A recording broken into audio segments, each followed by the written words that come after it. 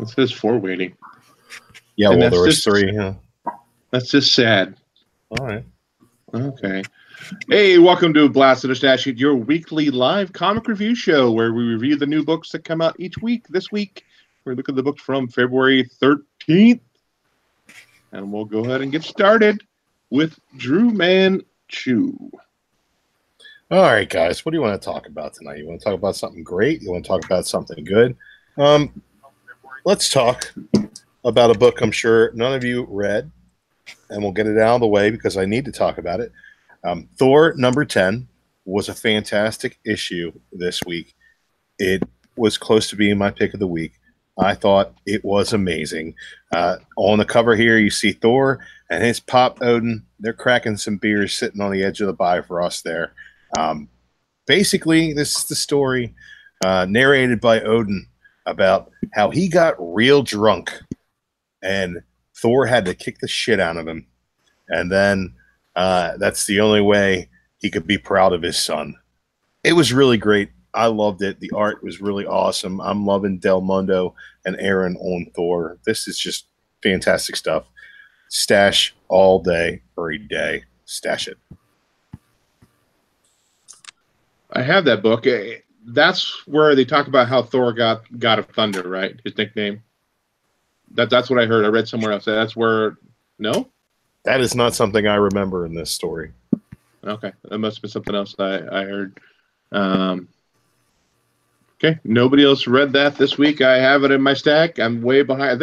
I think I got caught up to issue 2 with Thor. So I still got a little bit to go. But I will be definitely reading those. Moving on then to Joe and your first book.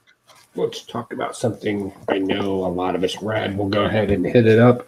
The Batman Who Laughs, number 3. First off, this is the cover to go for. This is the best cover out there. I mean, holy crap. How beautiful is this cover? And what do we get in it? We get our first confrontation with Batman and the Grim Batman going at it. We have apparently Gordon's son isn't that important, but Jim Gordon is. And at the end, we get an epic somebody just really questioning the decisions that they made and the plans that they made for their lives and going to want to go a completely different route. And we slowly see Batman kind of changing into a Jokerous type character. Man, it was just epically strong. And just right there where it says plans change, I mean, that's just epic. It was a great read. The artwork's beautiful in it. You need to be reading this comic book. It's just great. Mike, how about you? Hell yeah, we're gonna stash it just for the cover alone. We lost you.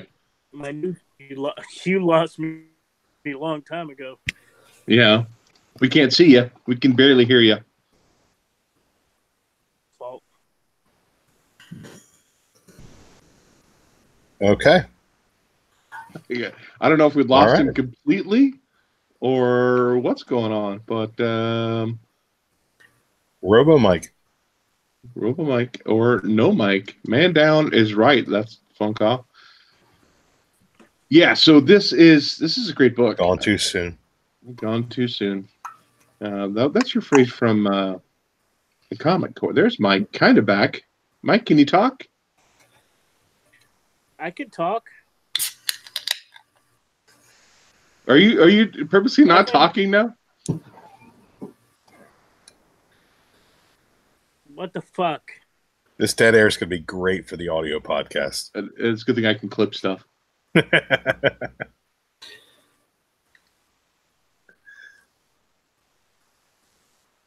So, Mike, what did you think about the Batman Who Laughs? I already said I'm going to stash that motherfucker. Okay, nobody heard you say it. No, we didn't hear anything. So, okay. Oh, man. Okay, yes, I am stashing this book as well. And yes, that cover B is the cover to pick up. This is the cover you want to pick up to read. The other covers when you want to put in a bag, some nice Mylar, put it in your collection, not touch it ever with your greasy fingers. maybe Mr. White Gloves would be all over us for touching these books with that. Yeah, so that twist at the end where they think they're coming after Jim Gordon's son. It's like, nope, wrong Gordon. They end up kidnapping him. They're not sure why. I do love the part when the Batman Who Laughs takes the defibrillator, their AED, and shocks the Penguin when he's on that water and that ice. That was pretty cool. But yeah, this is a great book. This is solid stuff. And yeah, that reveal at the end when Alfred hears Bruce Wayne and is locked in a room, clang, clang. He's building something he doesn't know he's building, and then that reveal with him wearing that spiked visor. Good stuff. Definitely some good stuff. Let's see. Is Mike good to go? Can you talk about something? I didn't get a chance to talk about the Batman Who Laughs. So what am I, the new Joey? Could be worse. Could be Drew. Oh yeah, you could be. Drew, how about you? Oh man, yeah, it took me a minute to get to figure out what you were talking about. Like, let's let me see something in the chat. Sorry. All right, Mike's silence threw me off. Let's talk about these covers real quick. This is what is this Perillo variant here? Yeah. Oh man, that's pretty. But I'll tell you what, man, the Jock cover is the cover to buy. This one is much better cover in my opinion. Reflects the awesome Jock art that's going on inside of it. I like this book. I thought that the dialogue really works well. I like the way Snyder's unfolding this story. I like that. What's his name? Gordon's important. I dig that. But beyond that, the reveal at the end that he made that stupid visor thing, that's where it kind of lost me. I'm going to finish this out. It's only 3 more issues, but I think that the building of the Batman Who Laughs visor is the dumbest thing that has happened in quite some time, in my opinion. Really? It's just really stupid. It's just like emo Geordie LaForge, and I mean, in the finished design of the costume, it's pretty cool. The fact that he feels like he needs to build one in order to compete with him, that's just dumb. It's silly. I'm not hating on it. I just think it's fucking silly. Maybe he's just turned it into the Batman Who Laughs. Maybe he's not trying to compete with him. Maybe mentally he's just turning into him. Well, mentally that's fine, but you don't need to make the emo Geordie LaForge thing. Maybe he does. It's just dumb. There better be a reason for it in issue 4. Or I'm gonna call shenanigans on that silly ass bullshit. Mike, you want to talk about your next book now that Drew got that out of the way? Yes. Can you hear me? We can hear you. So we'll talk about Hit Girl in Hollywood. 1, written by Kevin Smith. This is actually pretty good. Girl, funny story about this book. There are no word balloons in this whole book. She ends up taking preventing a school shooting and ends up in Hollywood at the end. Did love the art in it. Stashing this.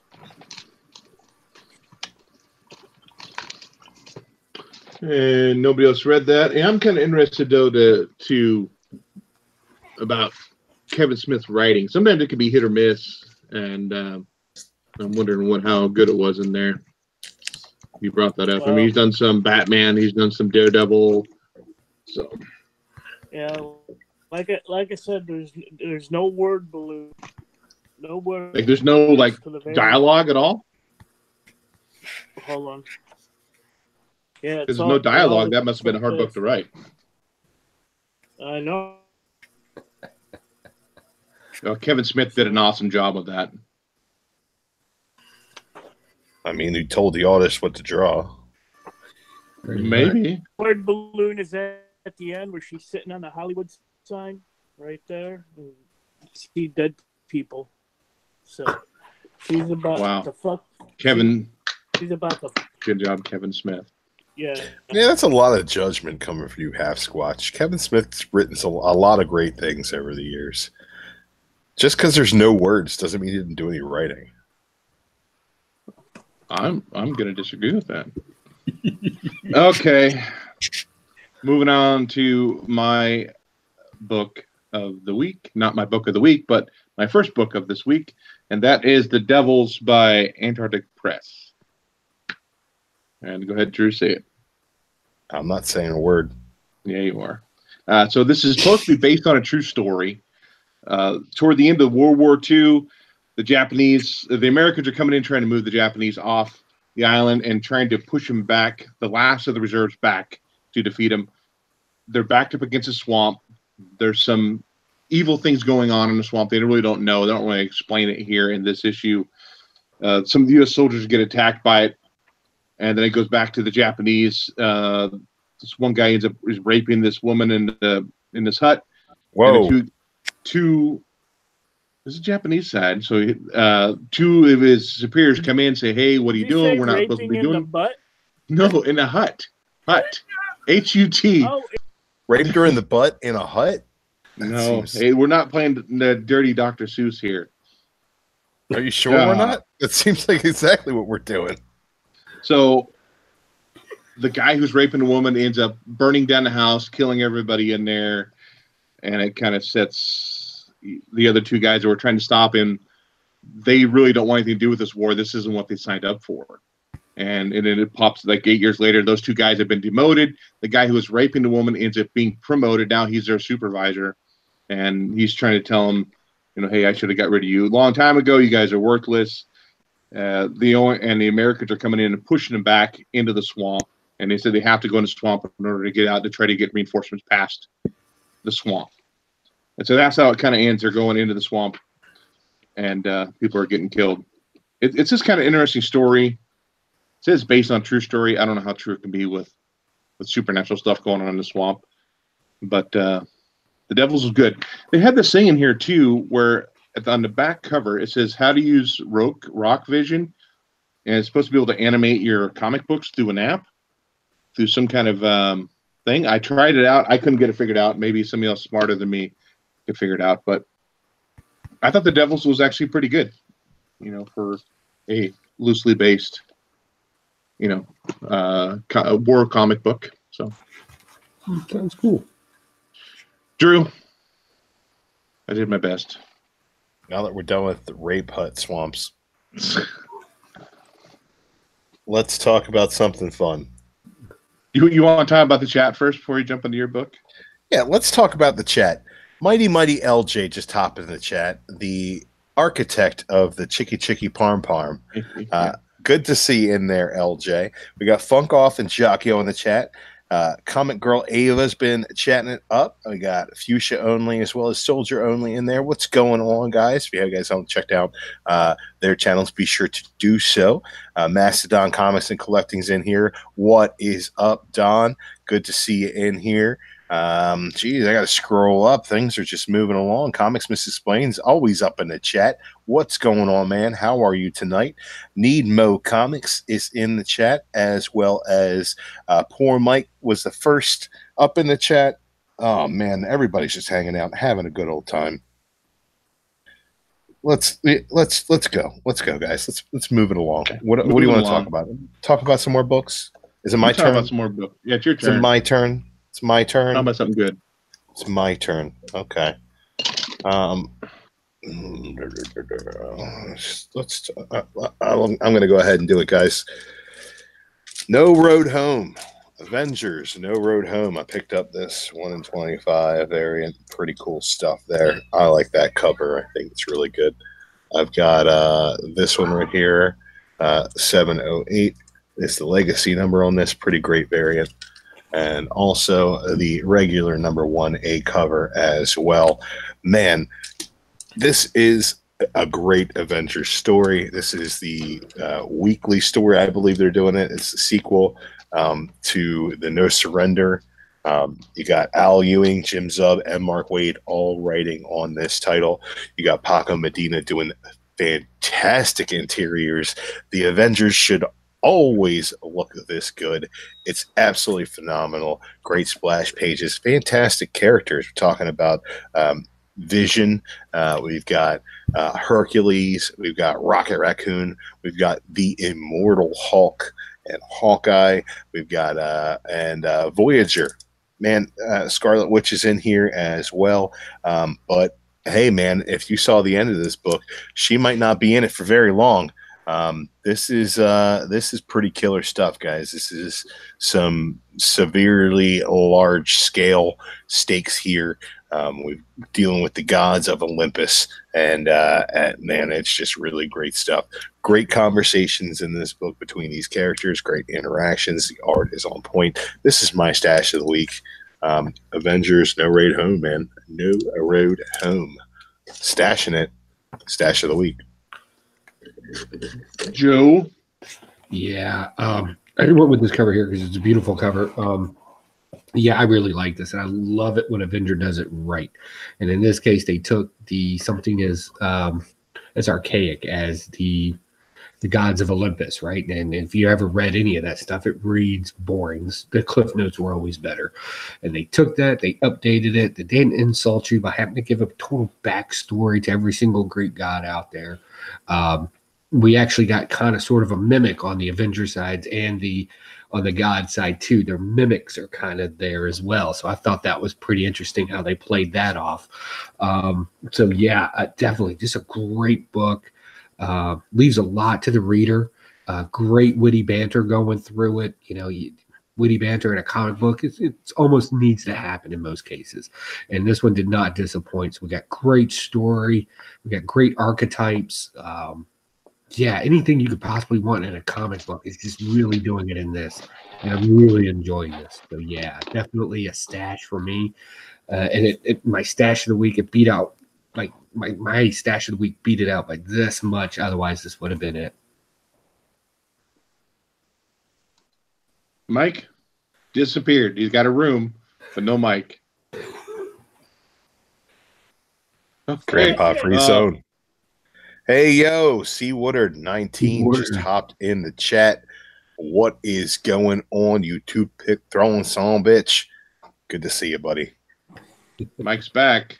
What'd you think of Avengers No Road Home? Loved it. Loved these Rocket Raccoon stuff. Love Nyx, the villain. Scarlet Can't say it. Dead. Don't say it, dude. What? Her name? You'll be killed. Don't say her name. Stash it. Okay, good. You know, I never know when he starts freezing like that. Do I step in to say something? Is he still talking? That's the hard part about it. You're the host. You figure that out. I don't want to be an asshole. Me and Joe just get to laugh at both of you. No, is that what it is? Yes, this was freedom. This was an awesome freaking book. I love this. I love the backstory they talk, and you know, it starts out with on Olympus talking about the gods, and then it goes back to Hercules is just telling the story to a police officer there, you know, and I love, of course, Hercules has always been this way. You, sir, you look like the leader of this garrison. How can I help? You know, that whole, you know, goody two shoes kind of stuff. A couple other things I did like. They talk about Hawkeye. What are you going to do, dude? You're a bow and arrow. You have no powers. I do like the fact that Immortal Hulk remembers Hawkeye's the one that tried to kill him. That was kind of cool stuff. And there at that end, that last page, it made me go, oh, wow. I actually loved it. This is some good stuff. And I'm stashing the heck out of this and looking forward to this whole run of Avengers. Joe. Oh, I got to talk about a book. Okay. Let's go ahead and hit up Magic Order. Number 6, bringing this arc to a conclusion. And man, do they know how to end a story arc. Oh, my Lord. If you remember in issue 5, we found out the brother was the long lost brother who wanted to stay out of the entire thing. Come to find out, he was the great magical assassin for the bad guys, if you will. And come to find out, all he wants to do is just bring his daughter back that got killed by a magical accident. So it really kind of tugged on you there. and really spoke to you at that level, because you still don't see him as a bad guy, and that's great. So they end up working a deal where they're like, to bring a life, you got to sacrifice a life, and you'll be that sacrifice. And he's kind of cool with it. And I just thought, oh wow, that's just powerful. That's great stuff right there. So they did that, dropped them, brought the little girl back, had a funeral for him, and they're explaining to her, your dad's a hero. He's always been a hero, yada, yada. Man, what powerful writing. The illustration in it is beautiful. Man, I can see why Netflix would have picked this up for a show. I'm going to tell you right now, this is going to look so good on television, because it reads just like something that should be on television. I thought they did a great job. And plus, that cover right there, how cool is that? The little skull and the little bubble. Man, this is just great. And the little girl finds out her history, which she did not know before. She's going to be part of this family that has to protect Earth and be magical. And man, the next, I think this might just be one of those things where I just got to pick it up every week, or every time it's issued out, I guess.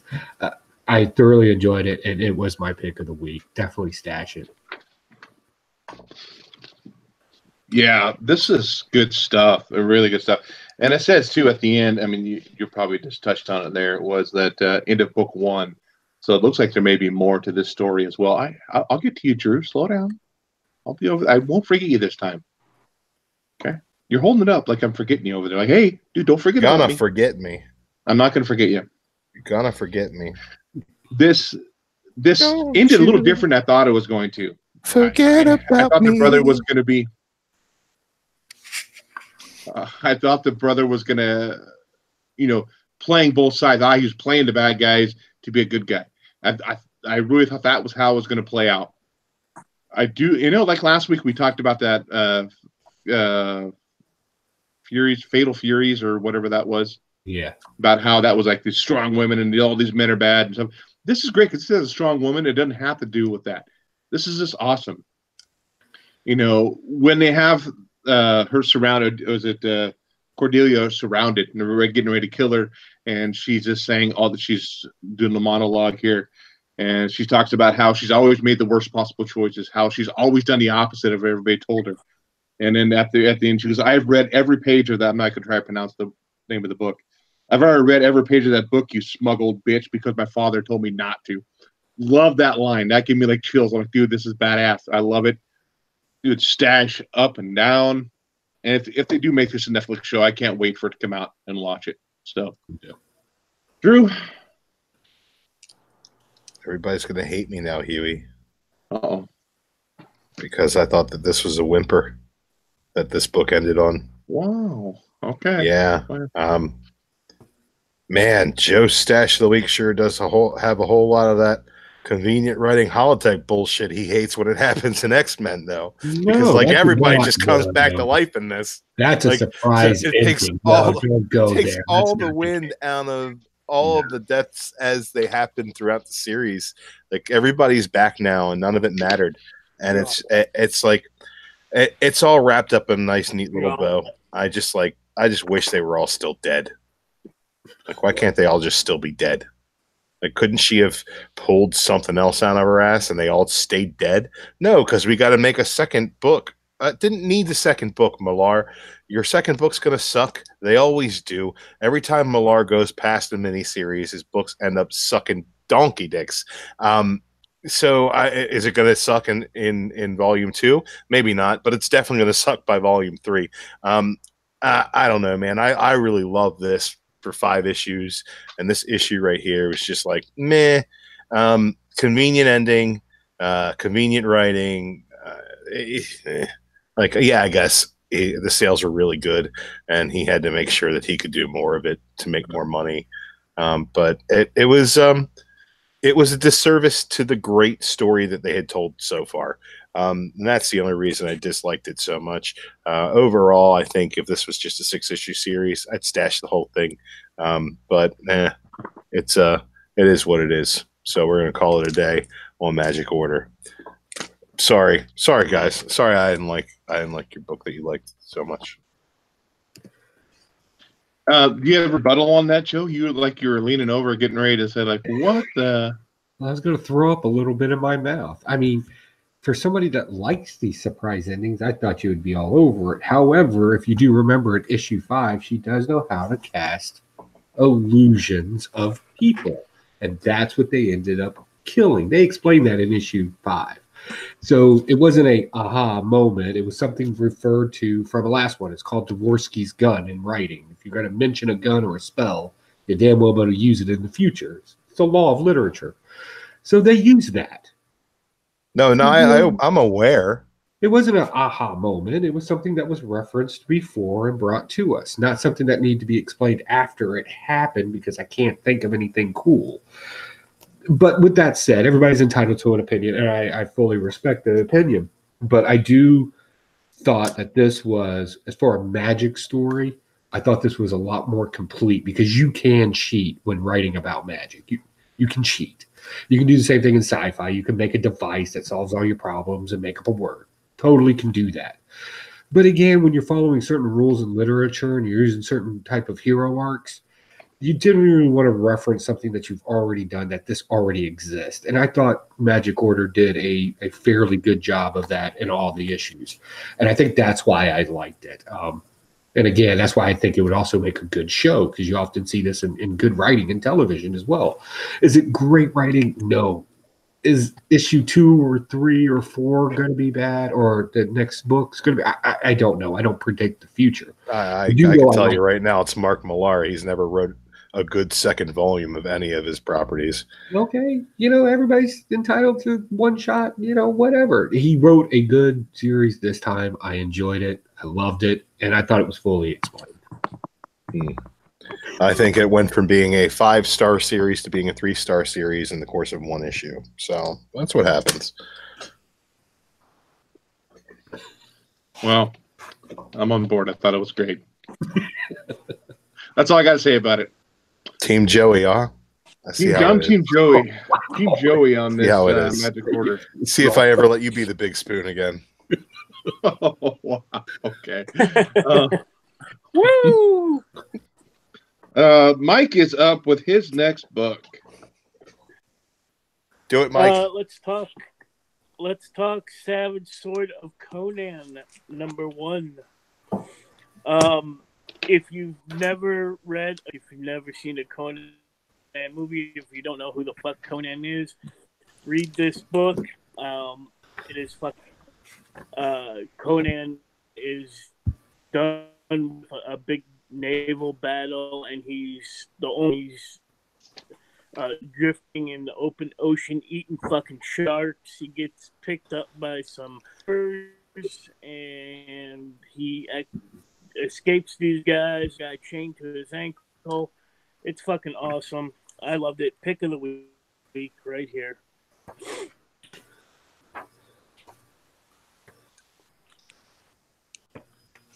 Yeah, this was great. I don't think it's as good as the other Conan story, but it definitely is some good stuff in here.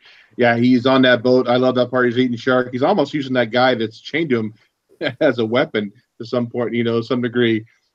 And we find out that the captain's more than just this human being. He's this creature that's using essentially a skin or whatever it is to kind of hide under.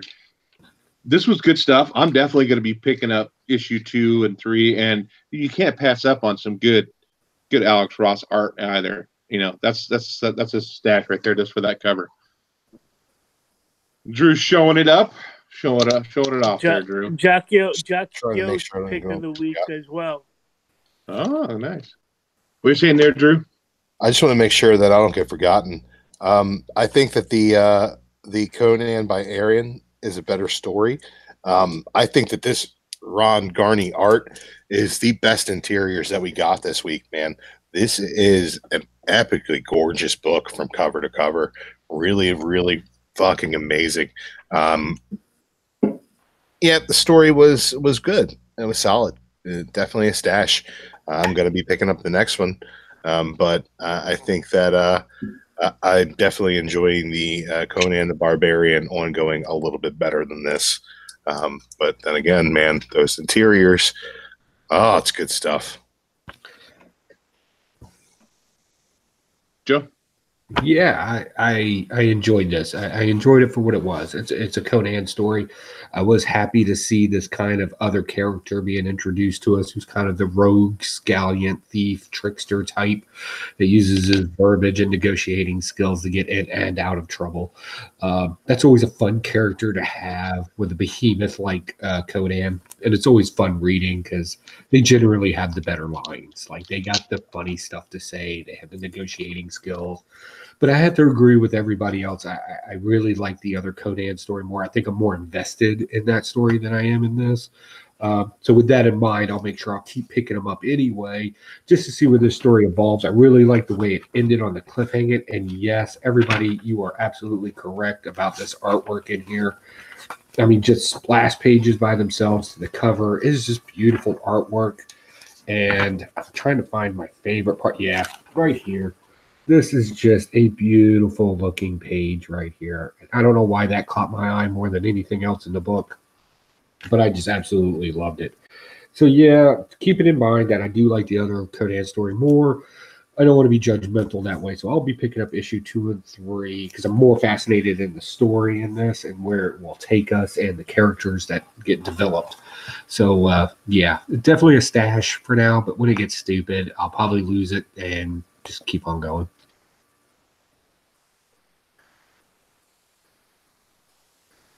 Okay, moving on to me. I'm gonna go with Dead Man Logan number 4 this week. Sins of the Father. So the last issue, they had stopped Wolverine from killing the other Marvel characters. You realize he was under the spell of Mysterio. They have him in a tank, and they're realizing that because he's using the elixir or whatever it was, it actually reduces his time alive down to like 6 months, whether it was a year before. Mysterio ends up coming to Hawkeye to say, hey, I realize that they're going to kill me. I need your help in order to stay alive. So they're going to try to bring Mysterio in to try to talk to Wolverine. And there's some funny scenes in this one too. I love the scene where Sin just blasts the hell out of Crossbones into the wall. That was pretty funny. The part when Mysterio is trying to come up with a disguise to get in there, and he's going through all these X-Men characters, and Hawkeye's like, dead. Pretty sure he's dead. I think he's dead too. Oh, no. He may be dead too. I don't know. That was pretty funny. It's pretty brutal, some of these things in here too. They're shooting those people in the asylum. That was like, I was pretty shocked by some of that, just gunshots to the head. The thing I don't understand here is, so Mysterio takes shape of Jubilee when she's going in. Wolverine can smell that it's not Jubilee. Why couldn't he do that before when he was under Mysterio's spell? I don't know. Why couldn't he tell that was actual, his friends and not the what Sinister Six, I think is what he thought he was fighting last issue. But this is still good. I still enjoy the story. And they did kind of just on the cliffhanger. They're going to trying to figure out what's going on. Mysterio's leading them, and it's good though. Definitely a stash though. Drew, did you read Dead Man Logan? Looks like you did, sir. I did, sir, and I enjoyed it, sir. I think that this series is finding its stride, sir. I think that it was quite enjoyable. It's a stash, if only for the last line Logan has, where he claims he's going to claw punch him in the brain pan. That is awesome. I'll stash that all week long. Stash. Joe? Yeah, definitely a hard stash on this one. I've been enjoying this, and I agree. I thought that was awkward too. 1 second, Mysterio can make people smell and look and everything the same, and then that I immediately caught that too. I don't know if that's purposely written that way or maybe something special was going on. I just missed something. I wasn't sure, but so what? A nuance like that, I'm not worried about it. We know what Logan's powers are at this point. If you've been reading anything Wolverine.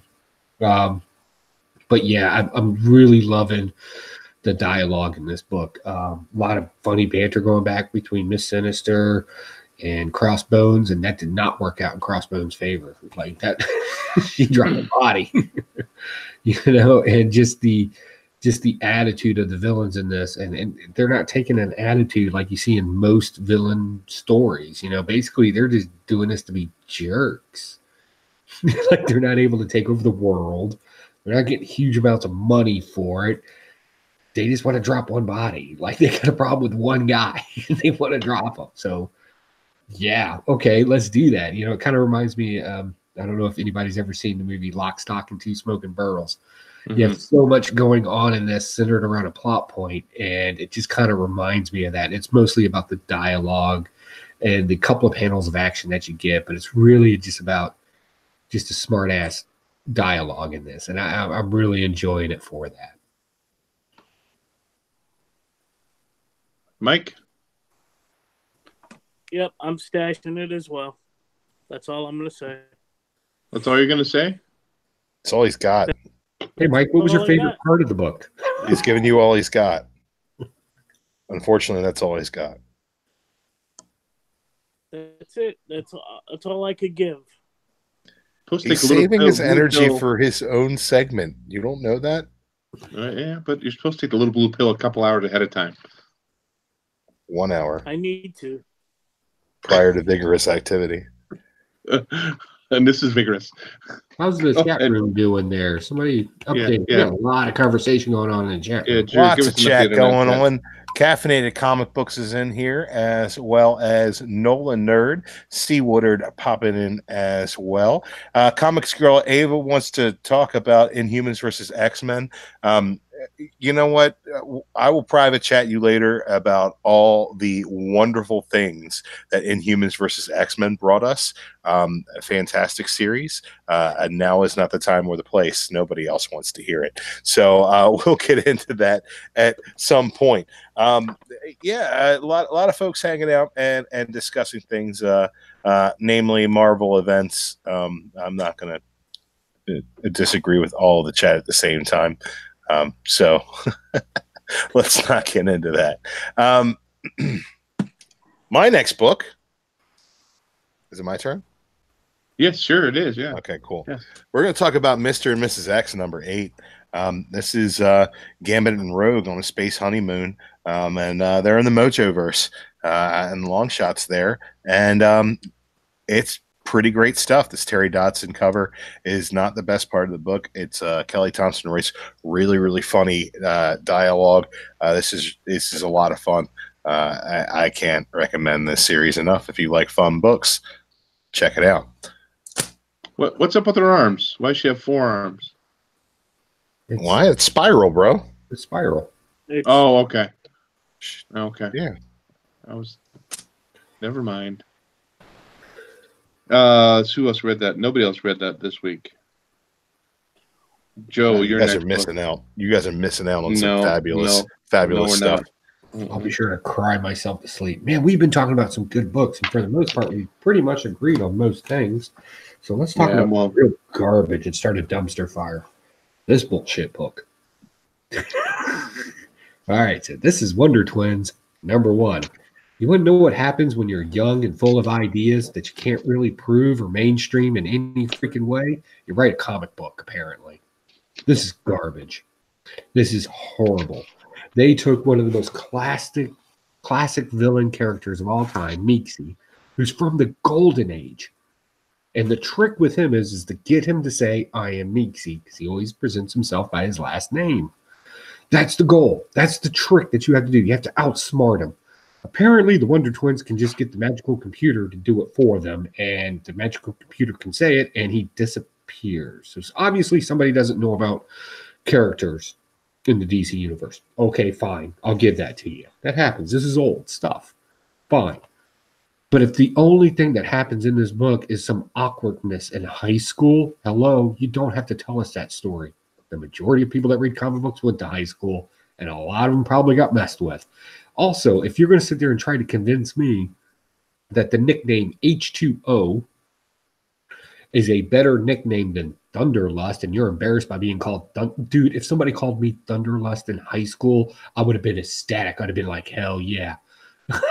Right? The only time they changed powers was on a race to the school, and apparently the boy get lost. The twin brother is apparently kind of stupid, and the girl's much smarter, and most of the women in the book are much smarter.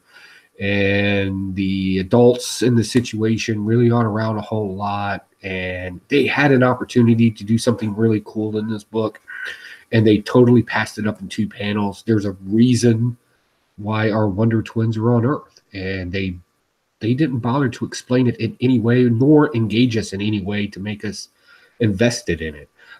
They just passed it over like it was just like a one-shot thing.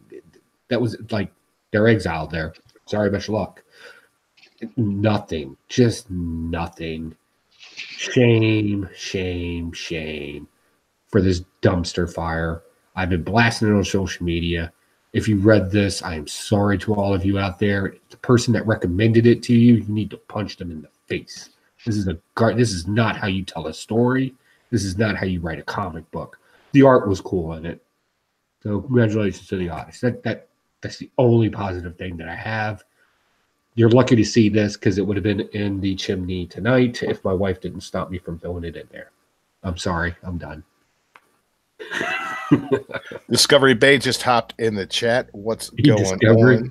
Discovery Bay, we've been discovered, guys. Guys, have you guys ever been discovered before? It feels kind of weird.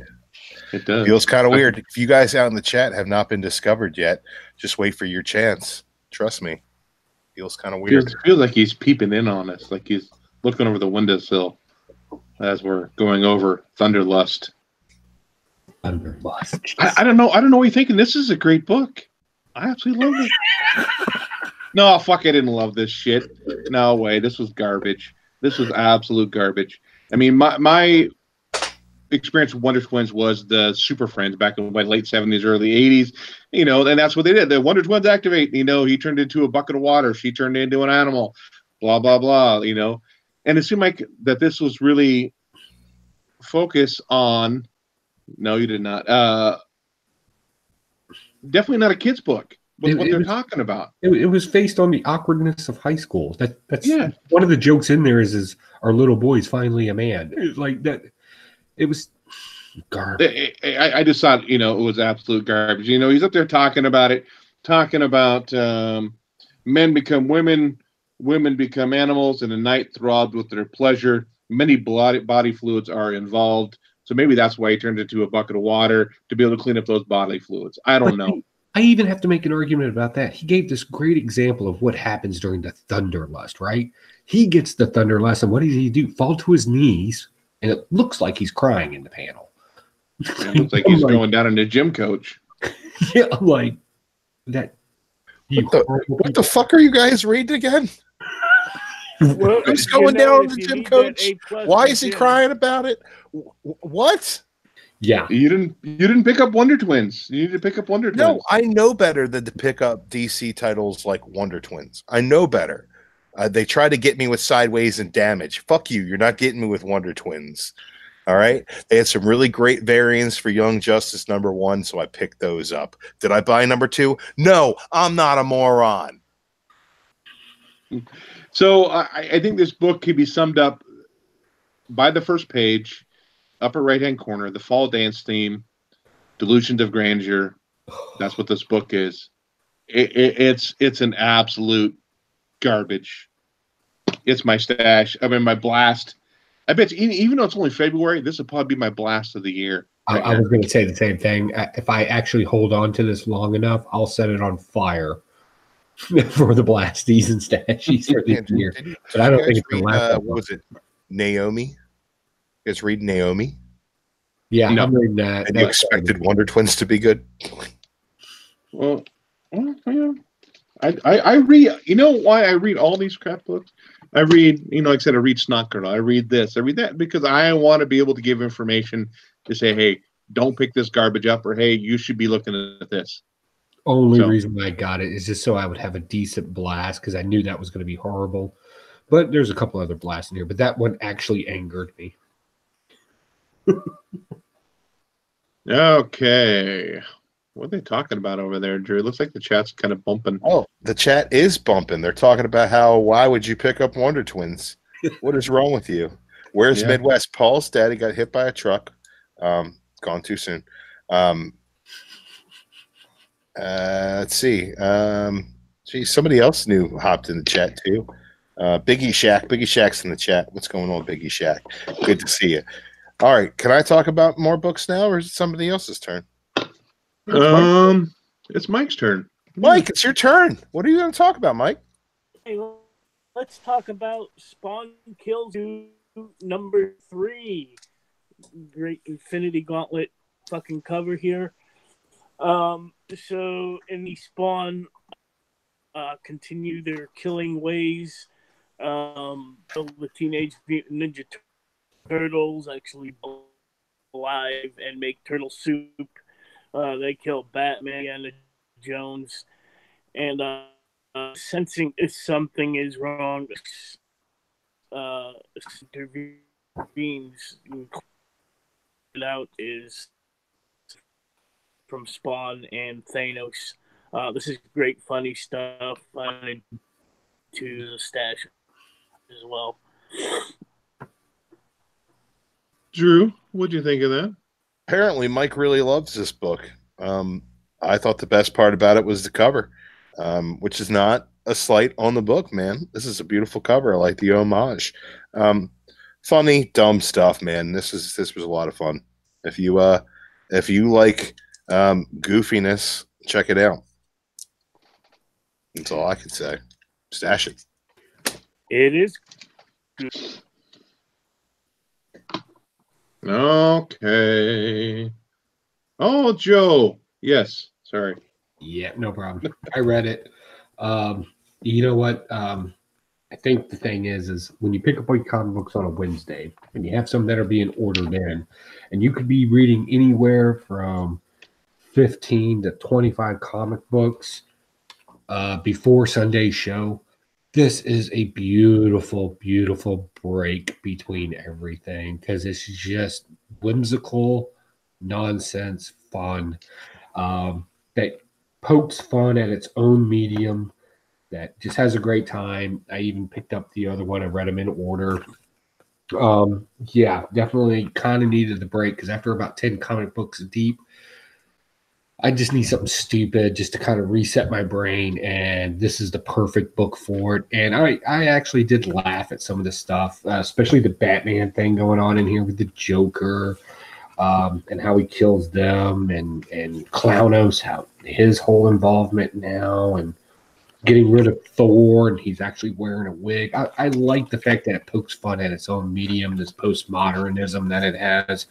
And I just enjoyed it for that. And I read it right after I read Wonder Twins, so it's automatically better.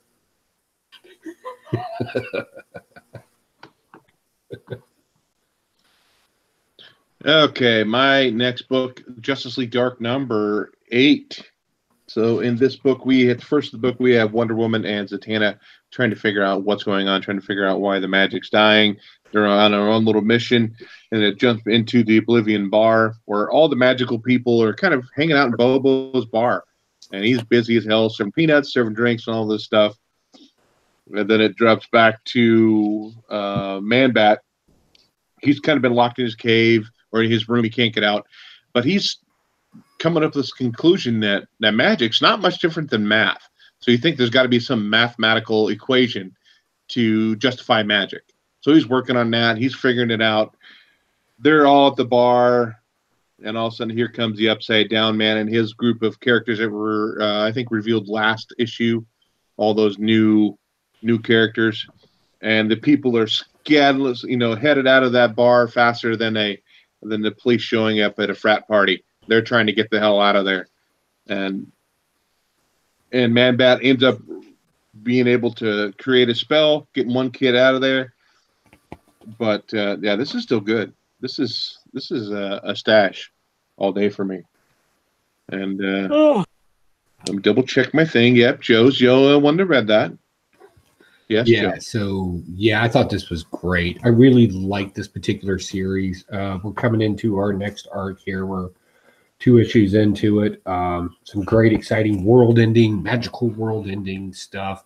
But that's not the real catch to this book. The great thing about this particular series, both this arc and the last arc, is that they're bringing in these characters that never should have had their own comic books, but they tried to force, like the Demon.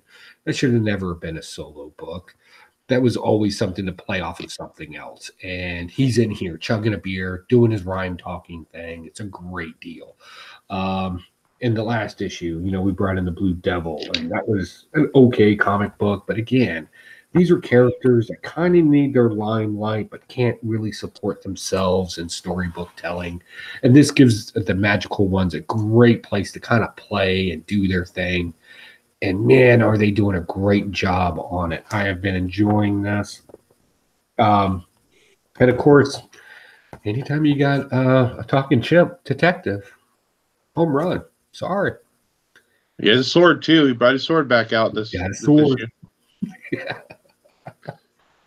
Now we're back to Drew.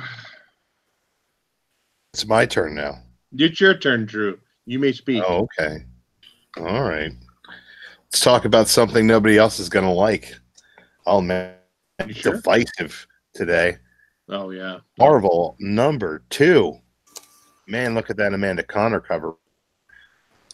I also picked up the this was a 1 in 25 or 1 in 10. That's the one my daughter drew. 25. Looks like it. Your daughter can draw this well. You should get her a job. No, it looks because like this garbage. is fantastic. Let me tell you about Captain Marvel #2. Man, they put on a Captain Marvel book that I like.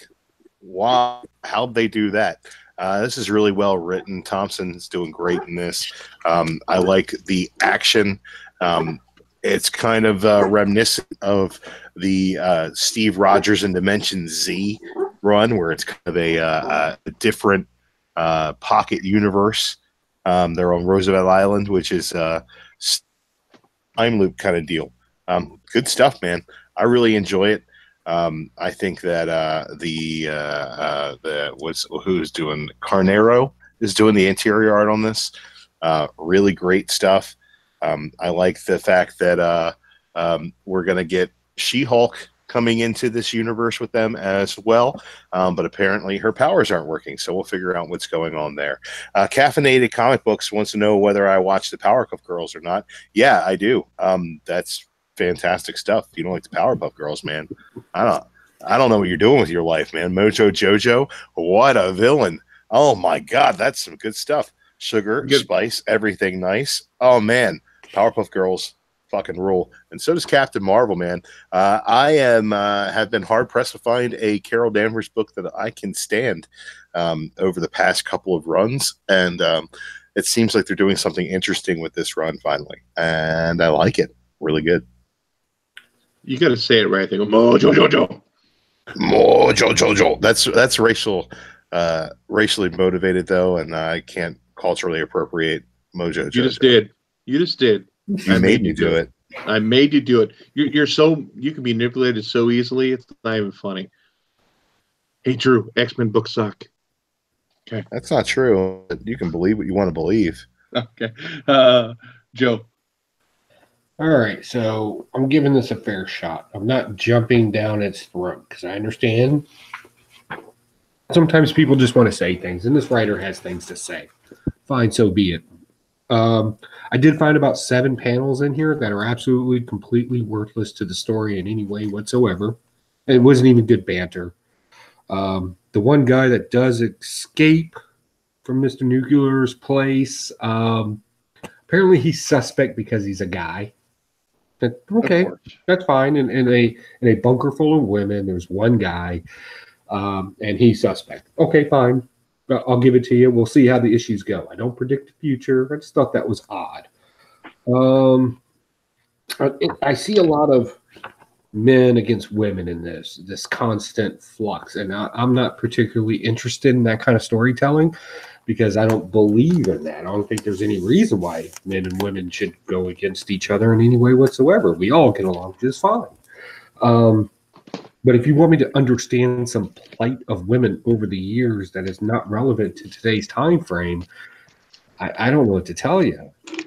And I thought for sure once we got She-Hulk in here, I'm like, okay, something great's going to happen. And then they took away her power, so now I'm not really sure her relevancy in this. We have plenty of women superheroes in here without powers. So if she doesn't have her powers, what's the point of putting her in a comic book where people have powers? I don't know what this book is trying to relay to me, other than it's a guy versus girl thing, and that's fine. If that's going to be your thing, fine. I'll read it. I'll read it all day long, as long as you give me some real, true meaning behind it. And this book kind of lacked in grabbing me and telling me a story. It just mentioned a bunch of stuff. Yeah, there's a character and it's male chauvinistic. Yes, he should be punched in the face. Yes, he should be destroyed. But the little nerdy guy sitting there trying to help the women shouldn't be automatically suspect because he's a male. He's not automatically suspect because he's a male. He's automatically suspect because he's a little nerdy guy who figured out a way to get away from Nuclear Man. So the smart guy figured out a way to get away from the dumb guy. Not necessarily. Not necessarily. This could be foreshadowing. He could be a mole. And that's the thing. I think that's why I'm leaving you alone. I don't predict the future. I said that. Look. And that's fine. And I don't think that you have any critique on the story at all. I think you have a lot of critique on the themes of the story, not the narrative of the story. No, I do have a critique of the story. I even said, and I'll repeat myself, there's 7 panels in here that have nothing to do with the story other than to make a point that's outside of the story. I'll read them to you if you like. No, I don't need to go through that. But your problem seems to be with the book that it has a less than intersectional feminist view of the world, and I can understand that. I can understand being threatened by that. I do. No, nice try with the broad pote and with the insult there. There is no feminist theme in this whatsoever. There really is us versus them story. That's not a feminist thing. There are feminist themes throughout this entire book. This story does not explain equality. This is a story about superheroes being trapped in a pocket universe outside of time. I think that it's a story about fighting a bad guy, shit goes sideways, and you end up stuck in a situation you can't handle, and it's different. I think that's the story that I like here. So it's this what's that? It's this inquidential that it's just a guy versus female thing. It's the theme that they're exploring through the story, yeah. But it's inquidential to the story. So again, I go back to my original statement. I don't think that it's incredential. Support that argument, man. We're being. I think that here. I'll say it out loud. We're being preached at here, and it's unjustifiable. What do you mean it's unjustifiable? It's a book you buy, and if you want to read the story, you buy issue 2. Yeah, that's why I'm saying it's unjustifiable. That it's an unjustifiable story. They're not saying anything in it. They're not trying to make any meaning. They're not trying issue to issue 2. They're lecturing. What do you want them to say? Instead of presenting. Hey, Mike, how you doing over there? Mike, yeah, how are you doing? I'm good, man. Mike, how do you feel about intersectional feminism? I love lesbians. Not intersexing females. I don't think he was talking about that. Look, if you don't like Captain Marvel, that's fine. This is well written. It's well drawn. I'm stashing it, man. I've got a lot of terrible things to say about Captain Marvel over the past couple of years. I think that Bendis completely assassinated her character in Civil War II. I think that her last 2 runs were completely unfucking readable. We're talking about one of my favorite characters of all time here that is finally getting a chance to redeem herself in an action-packed story here that has actual superheroes things going on in it. She's not talking to her mom over the breakfast table over some eggs, which she's been doing in her last story for fucking ever.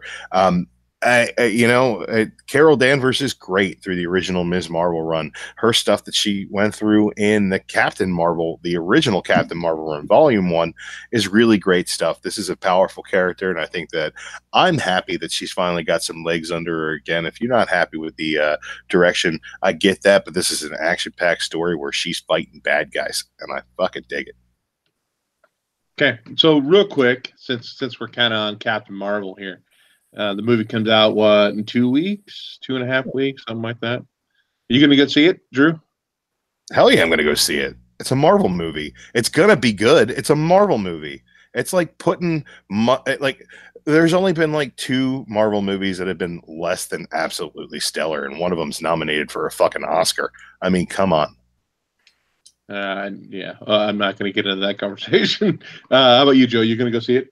Well, of course. Like I said, my critique of this particular comic book, issue number 2, has nothing to do with my views on equality to movies to anything else. I just didn't think this particular issue was overly written. It seemed more like a preachy than a presentation, and I like my books to present to me. But if the Marvel movie comes out and it does the same thing, oh well. I mean, I'm the sucker that went and did it. That's why I'm going to a cinema cafe where I can drink when I do it. Mike, you gonna go see it?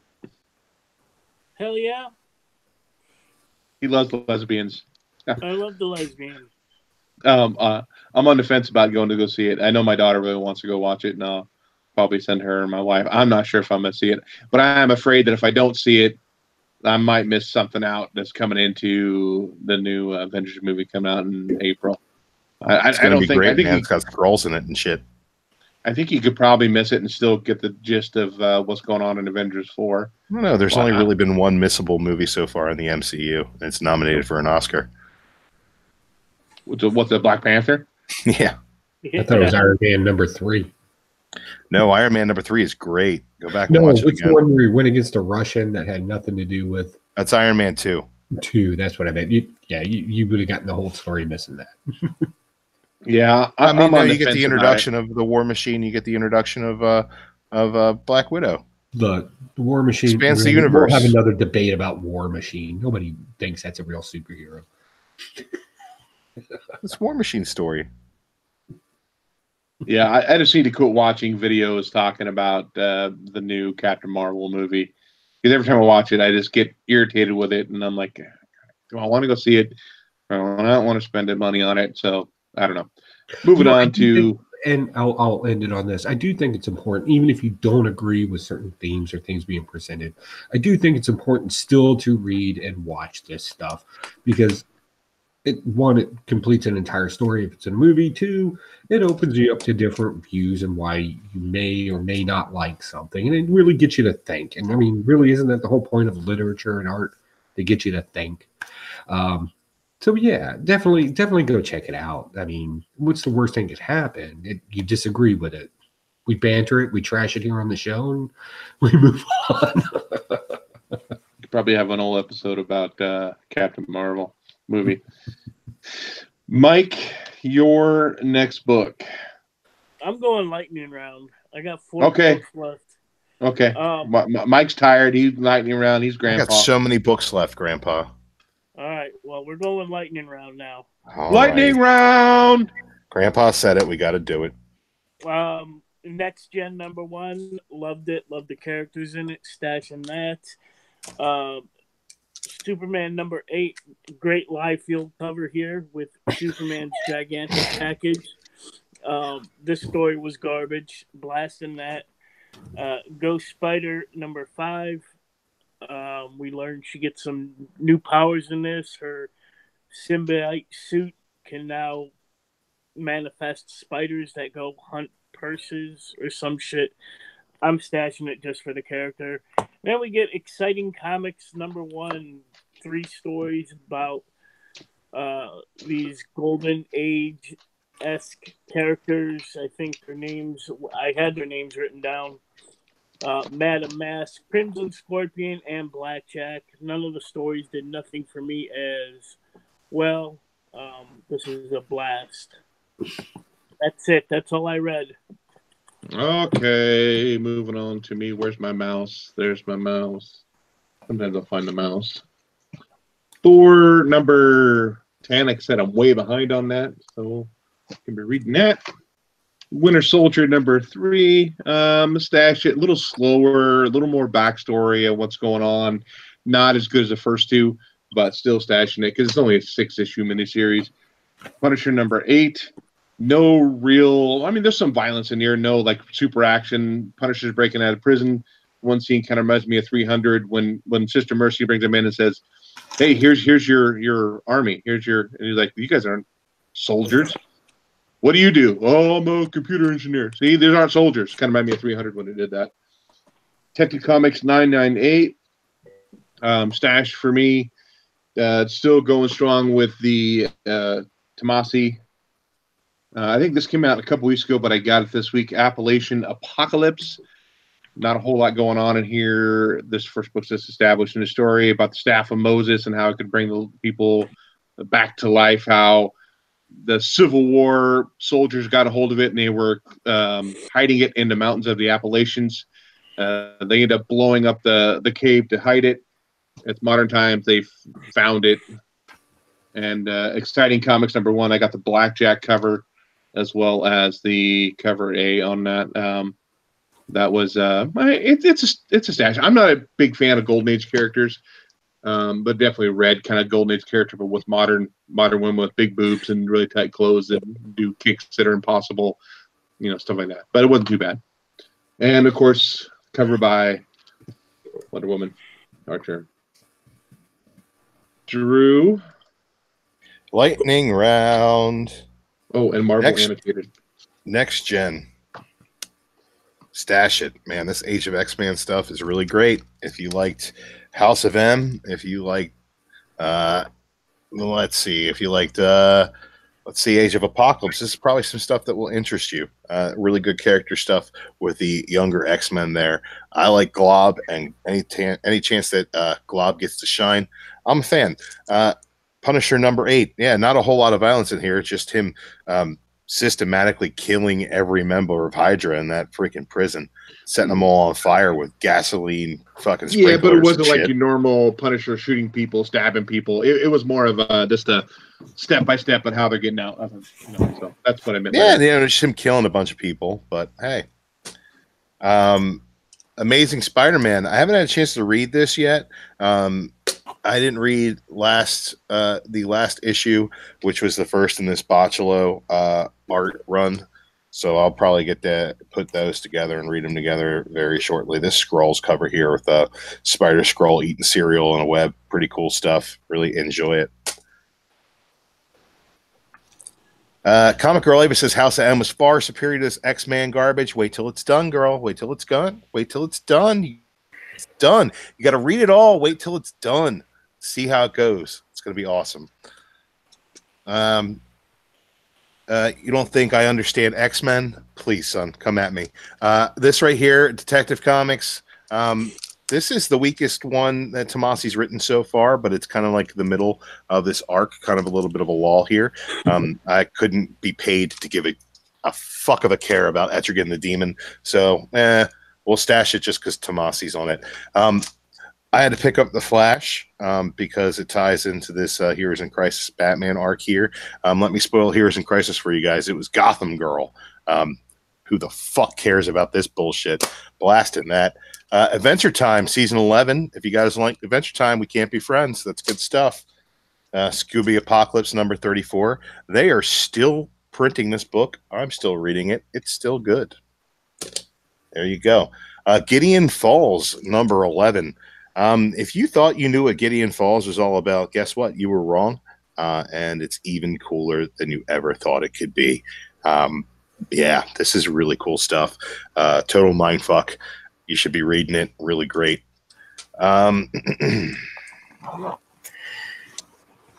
Oblivion Song #12. This is the last issue that I read this week.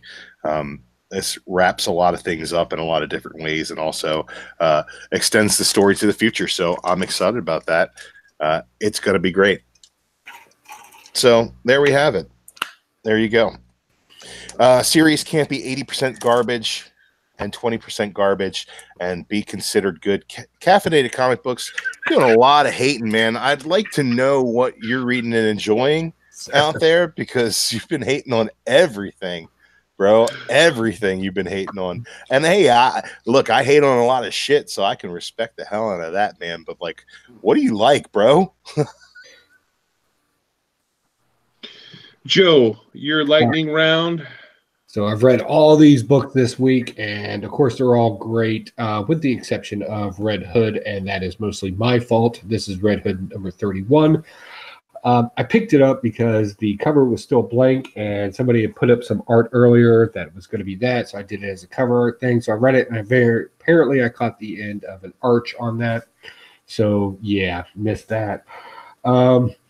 Exciting comics. I kind of dug what they were going here. I just didn't think it was written in golden age fashion, but it had really cool art in it.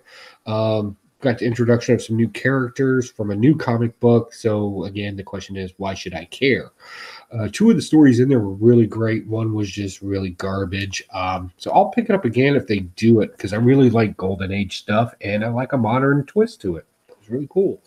Amazing Spider-Man number 15. Man, I really like this. This is a slower issue here.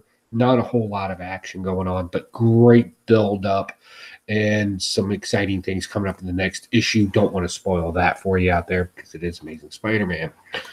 Wonder Woman number 64. We're doubling down on this kind of weird concept of Mount Olympus, or the mythological world, going away, and it's actually all here now. But we do have a cool character in here now that's been introduced.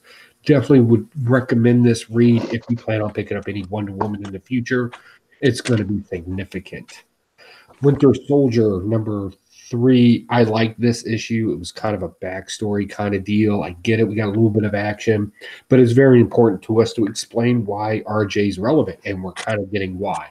And how he can actually be, I hate to say it, but be manipulated. Now, in the beginning of this particular story, understand before people get confused, what's being mentioned to in the psychological aspect where he goes through group or his counseling session, that is all pseudo BS that no psychologist should be putting anybody through.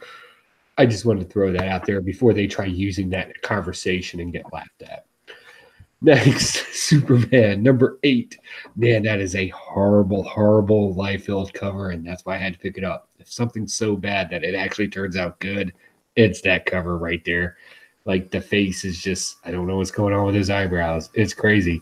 Story's still garbage. I'm still waiting for something to happen in this. The only reason why I'm stuck on this is because as a young man, I was a Superboy fan, period. Straight nostalgia.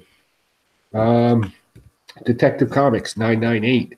Man, okay, I'll let this one slide. We'll see what happens in 999, and we'll leave it there. Flash number 64. Like everybody said, Gotham Girl, Gotham Guy. Don't really know who they are because I kind of fell out of comic books for a while. Not really interested. Didn't capture me in any way.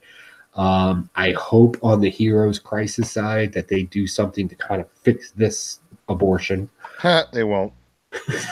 They were on the very first arc of Batman when King took over for the Rebirth. That That's just that I don't like the characters just from what they told me in it. Yeah. Not interested. Aliens number 3, issue number 4, still doubling down on the original script and what it should have been. It's starting to get a little dry, I'll be honest. It's kind of weird. Blossom 666, but I was told that this was actually last week's. But oh my God, how sick can you make an Archie book? That's going dark. House of Whispers. Yeah, I screwed up here again. I picked this up because of significant reference of the cover being the farmer and his wife. Come to find out, you kind of need to understand the Sandman universe to really get the story because I was lost. The Warning. Hey, if you watch this show since I've been on here, you know I've really been liking this Warning. This is a great storytelling without using a whole lot of words, keeping things mainstream, and just doesn't insult the reader by having to explain every little nuance in the book. It really leaves it up to your imagination if you're a thinker. If you're not, go back to whatever Drew reads. Next. I'm joking, buddy. Don't get mad. I don't get mad, bro. Next, another book I really enjoyed, kind of sticking with that whole golden age theme of comic books, is Anointed, or Marvel's Anointed. This talks about the Defenders basically and how they came together, but it actually takes it from the perspective of the heroes or an omniscient type of reading, down to the street level people, your regular citizens, reporters, and how they're dealing with this kind of stuff and the pieces that they get of the story and how it fits together. And it really kind of sheds a little light on the 1940s kind of mentality at the time when the war was going on. So that was really cool. A great thing about this book is you actually see J.J. Jameson in here smoking on a cigarette in the 40s, kind of being gangster. I really kind of like this, and they definitely speak in that kind of language that they kind of spoke back then in the New York area. Found that very interesting. English? Huh? English? They spoke in English? Yeah, if you want to call that English, read the book. Next gen, I went ahead, and the only reason why I'm picking up this garbage of a book is for its covers. And at the end of the show, we'll do an unbagging of what this one looks like, just like we did last week, so nobody misses out on that. And my ultimate stash for the week is Gunning for Hits. I know this is not a very well-known book out there, but if you like John Wick and you like David Bowie, I know those are weird combinations, but that's pretty much what you're getting in this book. Not a lot of action in the first two issues, so let me be careful there. But we kind of get that the guy's kind of a badass hitman type, spec ops guy. This issue kind of explains his backstory subtly without giving away the ghost. And a character called David Slade, who looks just like David Bowie's kind of in the mix here, kind of pokes fun at the music industry and how it works. And it's actually surprising how much of it is actually accurate. I was surprised by that myself. And other than a bunch of Silver Age and Golden Age stuff, that's... Oh, I'm sorry. I forgot the most important book. Batwang. So I picked this up. This is obviously a spoof off of Batman Damned. This is just a stupid little $3 thing that some guy put together in our area. He was kind of upset about the whole Batman thing and why the penis was a big deal. So instead of just talking about it on YouTube, he actually went and created a comic book that made fun of the entire thing. It's kind of funny. So yeah, there's my stash of the week as well. I have multiple stashes of the week. There you go. You talked about Gunning for Hits being a cross between David Bowie and John Wick. Yeah. If you love jazz music, you need to check up Jazz Maynard, cross between Kenny G and John Wick. Check that out. Yeah, it came out like a year ago, 2 years ago. Okay, I think it's time for a little segment. What about your flash? Is it my turn? What, Joe? Did you do your flash? Yeah, I did right after Mike. Oh, okay. I did Pop Up Blackjack and Exciting Comics. And oh, there were exciting books. That's why. No, I'm kidding. I'm sorry. Whatever. Well, Mikey, go ahead with your. Oh. All right. You guys all know Fair been dropping a lot of fucking Funko news. Fucking so first off, the Pop are going to pit your favorite characters and the places they call home. We're gonna get SpongeBob at Pineapple House. We're gonna get Scooby-Doo with his Haunted Mansion, and Peter Venkman with the Grr House. I don't know what the size up ratio is gonna be on those. I might pick up a couple of those. Savage World getting a Street Fighter line, Thundercat set. Now, the Pops were announced. They are definitely coming. I'm not going to go into too much detail. Start off with Migos. I don't know who they are, guys. They might be rappers. I don't know. Yeah, they are. Are they? I don't know. Maybe. I don't know. Johnny Cash, we're getting a couple of the black variant. So, getting NSYNC, Backstreet Boy, Kiss. A new version of Kiss is coming. Post Malone, if you're into him. Office, we're getting a bunch of pops from that. Billions. Addams Family, a new Big Bang Theory set, Dawson's Creek, Community, We Bear Bears, new Ghostbusters, cool, Xena, Warrior Princess from Xena, Thunderbirds, Sanford and Son, Pat Sajak and Vanna White from Wheel of Fortune, Alex Trebek from Jeopardy, Really? Fairy Tale Pops, yeah, Yu Yu Hakushushi or whatever, I can't even pronounce that, Castlevania, we're getting a new Simpsons line, a few more Betty Boops, a mermaid one, more Pusheen, that stupid cat. Speaking of stupid cats, we're getting about 3 Garfield Pops, Odie included. We're getting a whole bunch of those with a 6-inch with the mouth. A few more from the Aliens 40th anniversary. Another, I think it's tied to the new movie, Secret Life of Pets 2, Men in Black, Shack, Cop, Gage with Church from Pet, Pretty Woman, Forrest Gump, Super Troopers,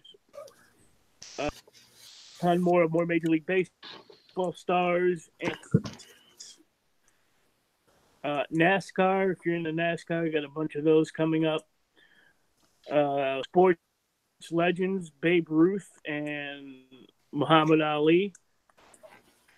He's going to be holding Kermit the Frog. More Jolly Green Giant, Sprout, Kool-Aid Man, Alexander the Grape. Whew, Sour Patch Kids. Apparently, these 2 players play in Seattle for the Seahawks. Griffin Brothers 2-pack. And, of course, from Spider-Man Far From Home. I did pick up a bunch of Funkos this week. I am up to 1,049. I picked up old bottom herself, Alexa Bliss. Right there. Picked up the new Emperor Palpatine with the Force Lightning. And to go along with him, I executed Darth Vader. Right there. Picked up Austin Powers in his blue. The GameStop one, he's wearing the red.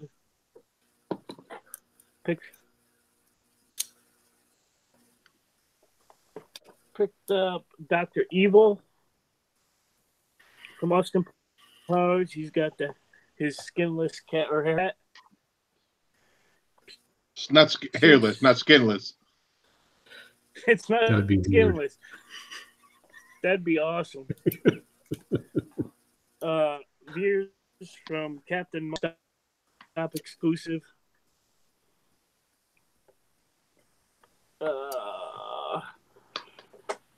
Colonel Sanders. I know chicken. God damn it. From the new Star Wars line as well. A pet from Captain Marvel. I don't know why. I just had to have him. Let's see what else. I got the Diamond Collection Harley Quinn, where she's all sparkly in there. Sparkly. Picked up Rose from Titanic. If she would have just moved her fat ass over, Jack would have been alive. Jack is alive right here in my hands from Titanic. And last but not least, Nagini from Harry Potter or Crimes of Green. But that is ups I got this week. I like I said, 1,000.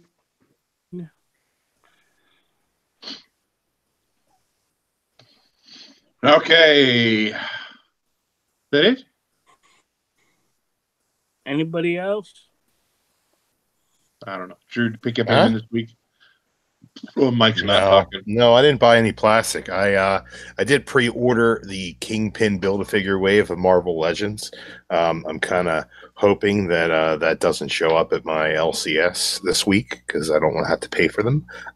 But very excited to put that fucker together when he comes out. He's wearing a nice big old white suit, and the wave does include a Night Thrasher figure, and he comes with a skateboard. So I'm super hyped for that shit.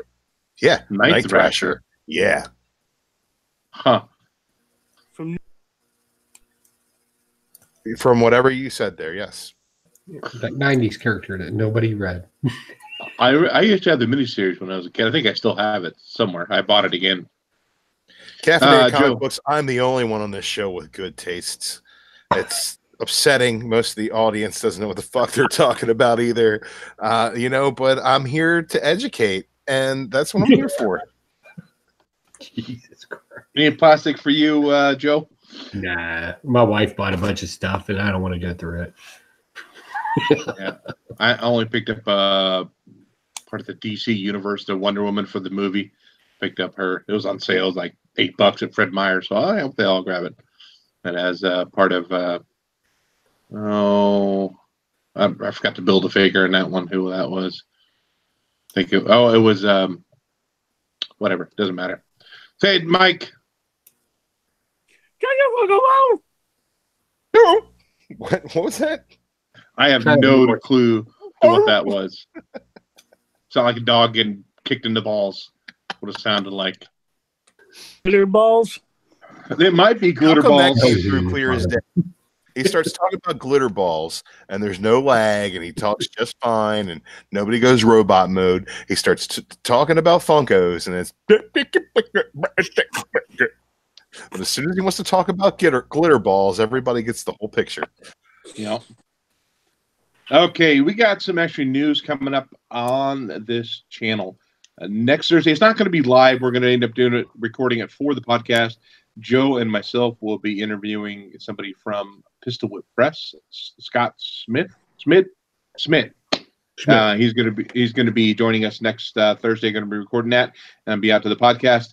The fall that'll be on the 21st. On the 28th, we are doing an auction on this channel.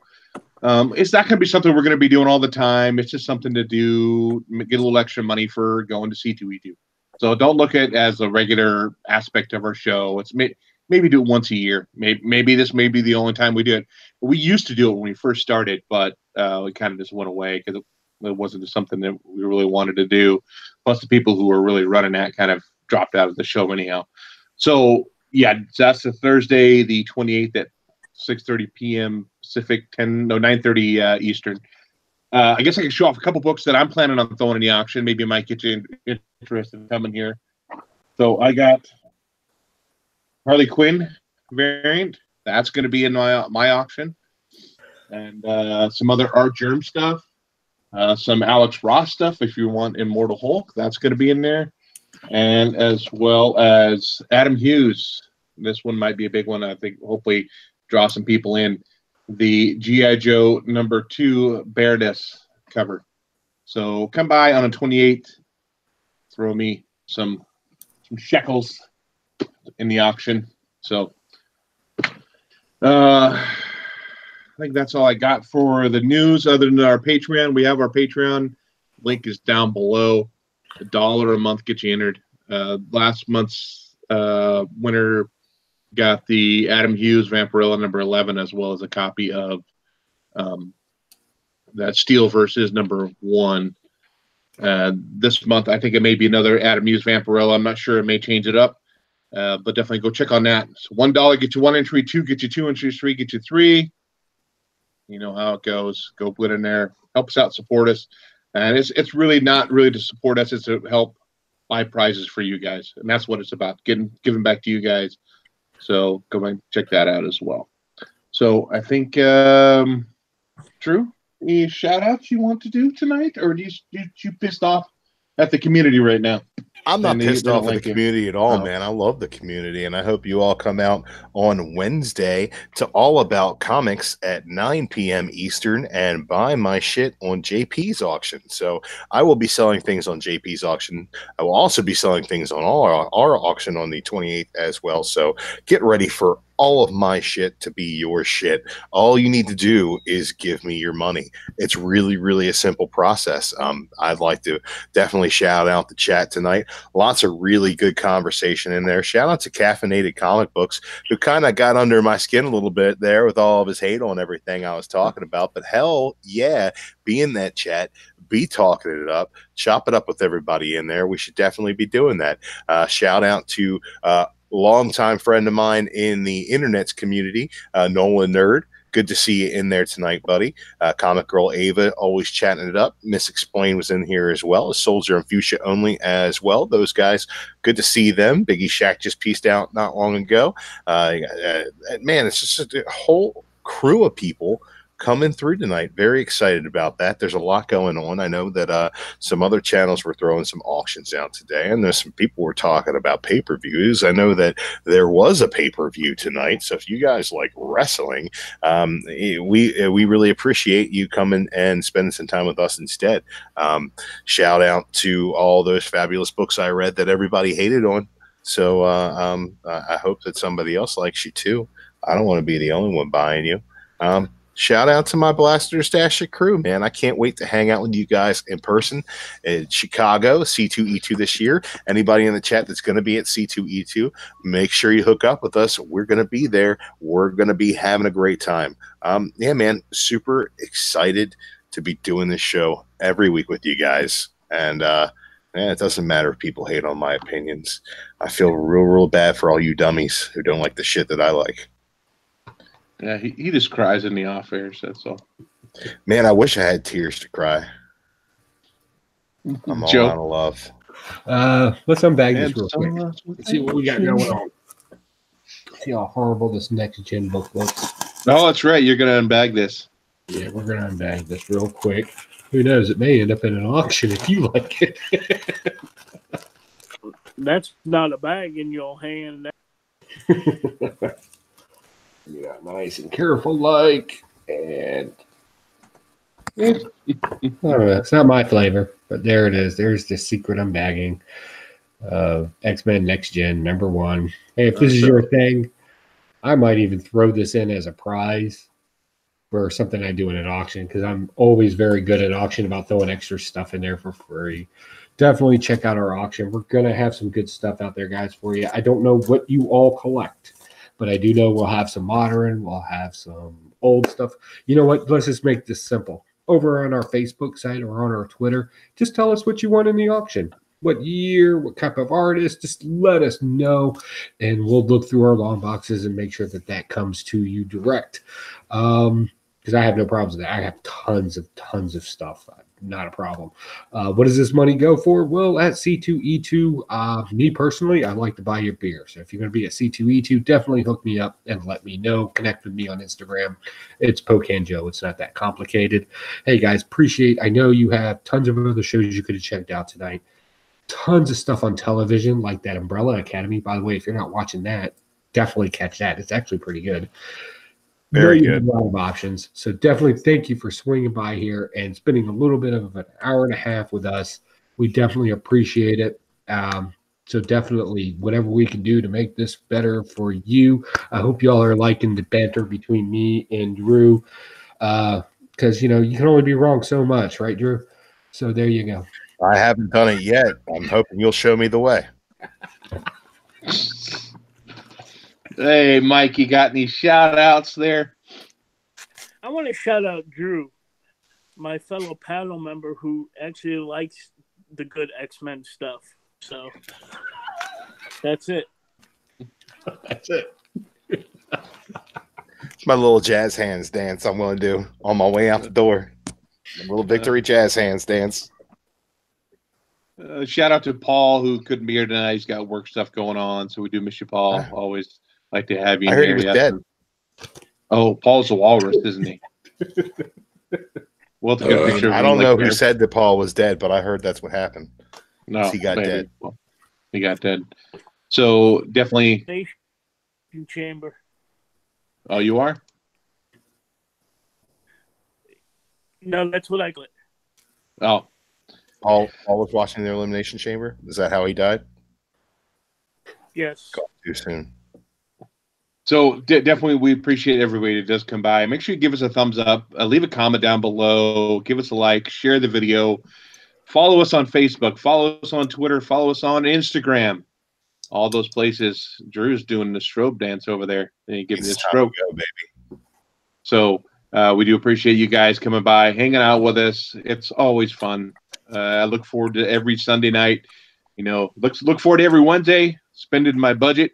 Look forward to every Sunday night, talking about books and hanging out with you guys in the chat. So whether you blast it, whether you stash it, happy reading. We'll catch you guys next time. Oh,